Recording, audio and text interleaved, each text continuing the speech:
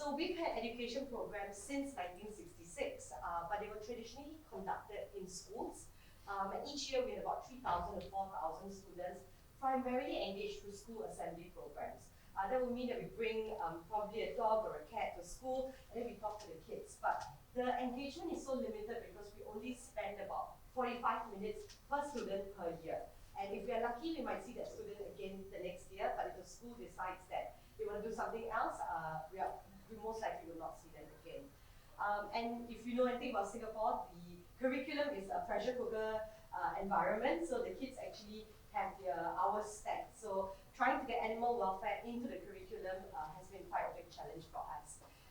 So we knew that we wanted to do something different. We wanted to engage kids beyond just the school, and we felt the need to formulate a new program for them. So this is something that was quite disturbing for us. In 2020, 2021 and the years before that, traditionally Singapore sees about one offence committed by someone under 21 years old. And these are usually cases of curiosity, throwing a stone at a cat, pulling a cat by the tail. But in 2022, we saw 7 cases. So again, it looks like it's just 7 cases, but we're a very, very small country. And I think for us, it's just the fear that the nature of the crimes has also changed quite a bit. So these were some of the cases that came out recently. There's one of a teenager who actually force-fed a community cat a cigarette. And more disturbingly was, I think just earlier this year, a boy who actually attempted to penetrate a cat. It was a pet cat and it was just outside the neighbor's house. And it was actually caught on CCTV that he had attempted this. There were also fears that he had done this with animals before. So the SPCA Singapore has no enforcement powers. We work through our government counterparts, the ABS, to investigate and provide as much information as possible. So another very, very difficult case that a lot of us were very distressed by, took the nation by surprise, was Panther. So Panther was a very well-loved community cat, and he had many, many feeders and caregivers who were caring for him at Boon Lay, a neighborhood in Singapore. In December 2022, they actually found Panther with a fracture. And it's very rare for a community animal to climb a high-rise building. They're usually at the void decks or the ground floor areas. So when the feeder found Panther, they kind of suspected that something was wrong. And thankfully, one of the neighbors had a CCTV footage and he saw a 10-year-old boy actually bring Panther up to that floor and throw the cat down. And Panther passed away very shortly after, and there was a huge outpouring of grief, a lot of anger on the part of the caregivers as well, because you could see the entire process. This child was caught completely on camera as well. So we knew at this point that if we don't do something, 7 would become 70, and we wanted to curb this as quickly as possible. So we decided that we have to look beyond just the schools, and we wanted to enhance our education program and first help children build more meaningful interactions, especially their first interactions with animals, to be one that's positive and guided as well. The next was really for us to ensure that we encourage and involve the families, not just the child, but the parents are play such a big important role as well. So these were some of the key things we had in mind. Again, like I said, we have a pressure cooker environment. That also means we have a lot of helicopter parents in Singapore. So they engage with the children a lot, and they do a lot of activities with them. But primarily, these are the zoo, the aquariums like Resorts World Sentosa. So your weekends are usually spent in these places, and we knew that we wanted to give children other avenues as well to engage. So here's just a theoretical framework, and if you're interested, my email is there. You can just let me know, and I'll send this over. But these are just like sort of 9 ways or reasons why children might commit crime. So this is actually not a theory that we developed. It's something that we've borrowed, and the references are there later. So you'll see that I've actually marked them as green, yellow, and red. Green are the things that we are sort of equipped to be able to help. Essentially, we're still an animal welfare organization. We have very little expertise when it comes to engaging human beings as much as we do when it comes to animals. But generally, these are misguided empathy, curiosity. A child who just doesn't know whether I can pull a cat by a tail. And then when you go a bit further to yellow, that's where you see the involvement of peers and society as well. So things like, there's a group of children coming together and going that, hey, let's go do something to that chicken. So there's a bit of peer pressure. It feels like it's school, you want to do something, or you think it's a prank, something that you've seen on social media as well. And then the red, which is far more serious and requires, I guess, more cognitive behavioral therapy, and we need a few more players. It cannot just be the SPCA to handle this. So this is where there's displaced hostility, there's maybe a very traumatic background, a childhood that wasn't well adjusted, and children who clearly need more than just a humane education program. So we tried to see what we could do and what we couldn't do with the 40 over people that we have and the one education manager that we have to run our programs. And we accept that the greens and the yellows are something that's more achievable by us, but for the reds we really need to work with new partners as well to try to deal with that. So just based on this, just a quick guess, when I talk about Panther's case, where do you think Panther kind of fell in between the greens to the reds? Anybody wants to give it a guess? So 10-year-old boy who throws a cat down a high-rise apartment. Do you think it's more in the greens or in the reds? Reds? Okay, so we did not, I have met the boy once, but we did not get, we were not allowed to conduct the investigations. The authorities came in, and they gave us actually, it was a bit of a green and a red situation. The green being that he apparently always loved cats, and he had wanted a pet cat, and his parents did not allow him to have one. And then there was another, a different narrative where he comes from a family that works shift environment, and they don't really spend a lot of time with him, so he wanted to get their attention. And then there was something in between that came to us after the investigations had closed, that he also thought that cats have 9 lives and wanted to test the theory. So it kind of fell between these 3 areas as well. So we started the SPCA's Youth Ambassadors Program in 2022 with these 3 objectives: to empower youth, also enrich their lives. So it's not just that you can enrich an animal's life, but an animal can also enrich your life in so many ways. And we wanted children to see that mutually beneficial relationship early. And also to engage them in animal welfare cause. The Singapore's charity scene is quite huge for a small country, and they are primarily focused on human charities. Even in terms of environmental causes, they're getting more traction now, but animal welfare has sort of not been a priority. So we wanted to make sure that we had attractive enough programs to bring these children to us as well. So I have an interesting story here, which is that we have about 40 over people working at the SPCA, and as many of you would know, people who love working with animals don't really enjoy working with people. And when I say they don't enjoy working with people, they generally don't enjoy working with young children as well. So this is a story of how our HR manager ended up becoming our education manager. So Deepa is actually here. Deepa, say hi. So Deepa is actually our HR manager, and when I said that, hey, we need to start a youth program, everybody said, no, I'm not doing kids. Okay, I'm not gonna, I'm asking you to clean a shelter, ask me to do anything but talk to children. Oh my goodness, we're not gonna invite them to the SPCA. Unfortunately, or fortunately, Deepa was one of the few people who said, I like kids and I'm happy to do this, and we actually pivoted her to this position. But what we knew for sure was that we had to make it fun. If we would not attend it, we didn't expect children to enjoy it as well. And it was a year-long process of sort of piloting new initiatives. When we started, we were terrible at it. We got our vet to speak to these kids, and it got very medical and clinical, and the kids were just running like crazy around the community animal clinic, and the staff were like, just don't touch this and don't touch this, just sit there, which just doesn't work with kids. So we knew we had to go back to the drawing board, try new things, and see how can we actually get these children a bit more excited about learning, and also accept that they didn't need to know everything, they just needed to know some things that were good enough for them at that point in time to sort of just jog their interest as well. So we also thought about developmental stages and which age group we could actually help and which groups were maybe a bit more for us to chew at that point in time. And that's where we actually applied Piaget's stages of cognitive development.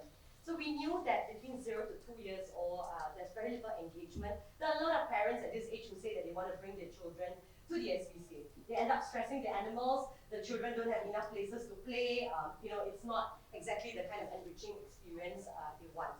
But what we realized works is really for them to watch their parents interacting with pets, and educating the parent became very, very important, because we also realized that a lot of parents and educators may not realize. And we test this at every assembly program. We put out a few options of what do rabbits eat. And every teacher goes, carrots, as the first answer. And we're like, okay, no, wrong. It's not carrots, those are treats. And it immediately changes the way they speak to the kids. They also realize that they need to educate themselves. It's not that I've seen animals all my life, I know what to do with them. And then there's the 2 to 7 years old, and we thought that, okay, there's some interest here, we could actually engage these kids, but probably not by letting them meet an animal immediately. A lot of them just get very excited, and shelter animals get very nervous and stressed when they see children of that age as well. We're talking about dogs that have lived in forests, who are now trying to find homes. So we knew that we would be taking their rehabilitation steps backwards as well.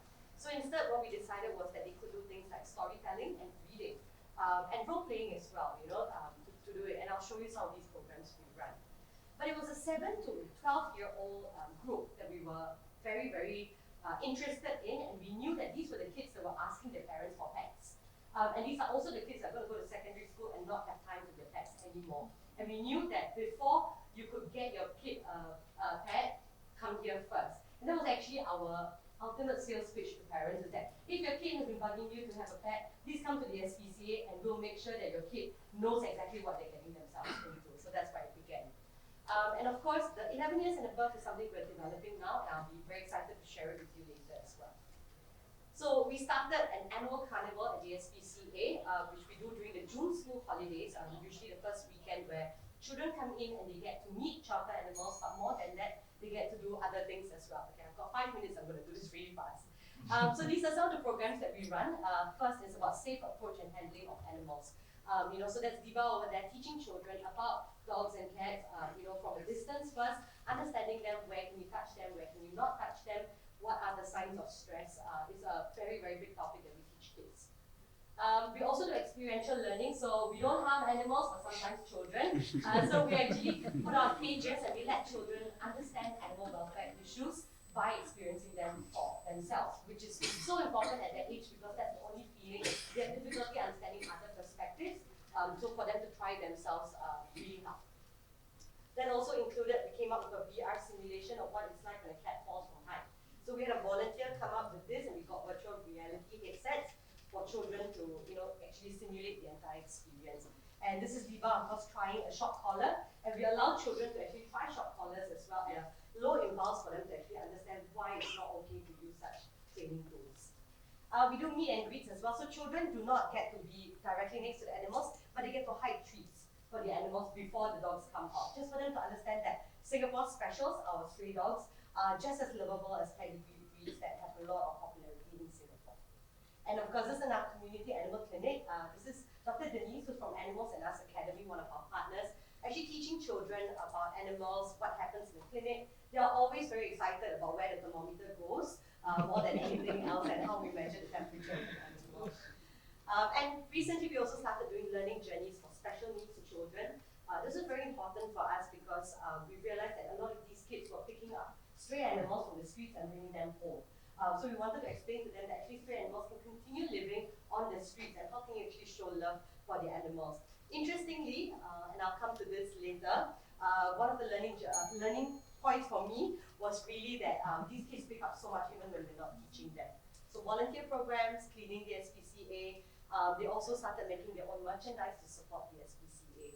And this is our reading program, so parents and children sit together. There's very little reading done, mostly by the parent. The child is just excited to be near the cats, and the cats are really excited to be near the children. So we need to start working on the reading part a little bit more.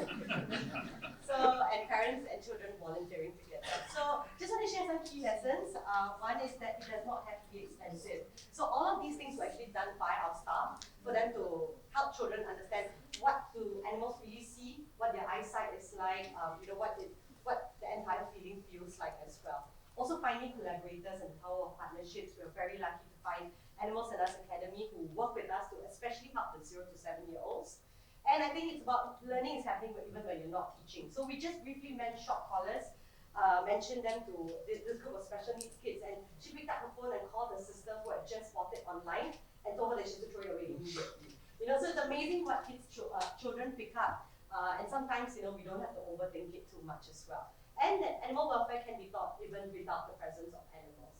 I think that's so important when we develop our programs because we're always trying to balance between the stress as well as ensuring that the children go home with a good lesson. So there are ways around that. So these are some of our next steps. More than this is that we also want to start a symposium for youth between the ages of 12 all the way to about 16 16 or 17. We're working very hard towards that in March as well. So we hope that if you are interested and you're making a trip to Singapore, we'd love to have you there as well. So yeah, that's pretty much what I have.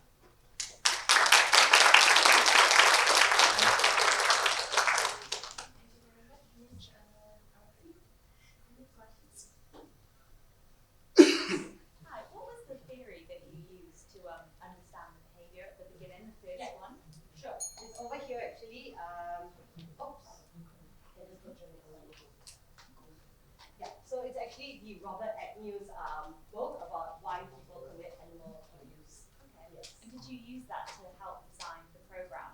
We did. So we knew that especially for the green part, you know, if it's about curiosity, how do we actually address misperceptions? What are the most common misperceptions that children have as well? So every program starts with the first 5 to 10 minutes of dispelling and debunking all their myths as well.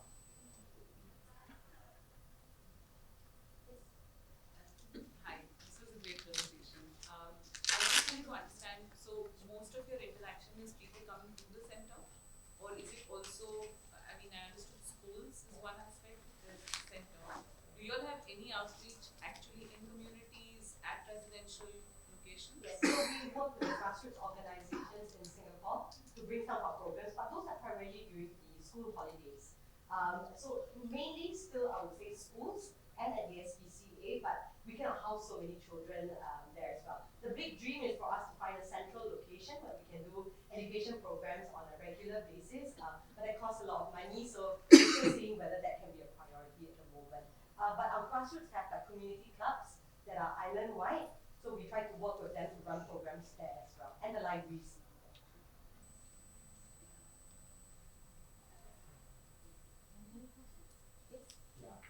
So my question is regarding how do we select the audience? I mean, you said you work with the kids. What are the areas? What are the key features you look for? What are the criteria? Because we come from India and we have 80,000 dogs in and we see this cruelty happening everywhere, all around the city. How do we decide the priority, high priority areas? Yeah, I guess it's very, very different for us. The challenge is quite different in the sense that we are smaller, but I think there's still a lot of complexity. So I guess in terms of priorities, what we do is that we have a strategic action plan within the organization. Asking from an organizational perspective, yeah. So we actually try to pull out all our data. We collect a lot of data as well to see where our biggest pain points are. And we're also very realistic with the fact that we cannot do more than that because there's literally just one education manager. So if I ask her to help every child from 7 to 16, that's not going to happen. She's not going to be able to do a good job with it. So we said, hey, we'll prioritize kids within 7 to 12, and then we'll work on the next one in 2 years once we've got some sort of a proof of concept. But I know it's really difficult because for us, our track neutral release program works really well. We're in the 5th year, it's government funded, and we've already sterilized 80% of the dogs in Singapore. So our firefighting days are still there, but not as bad as they were 5 years ago. I have a last question. I'm not sure if we have time. But in terms of the cruelty you're seeing on a rise, is there an understanding why this is happening? So for us, actually more than 50% of it are welfare issues. So neglect in a home environment, pets that are confined or tethered 24/7 with very little access to food or water. Primarily because pet purchase became a huge thing during COVID in Singapore. So while the shelters were also getting emptied out, now they are not anymore. Adoption rates have declined by 50%, but the number of people for purchasing pets, and not just from pet shops, but across the border, from Malaysia, from Johor Bahru, they were actually illegally bringing in their pets. So there's no point of education at all. There's no education at point of sale. So we attribute that as one of the key reasons people were really neglecting their pets. And pets have to be registered in Singapore? Unless they are illegally purchased, so there's always sort of a loophole that people can jump through. Yeah. How open are schools to your programs? They are, but like I said, pressure cooker environment. So the school has like 15 different like out of curriculum things that they need to load in to the curriculum.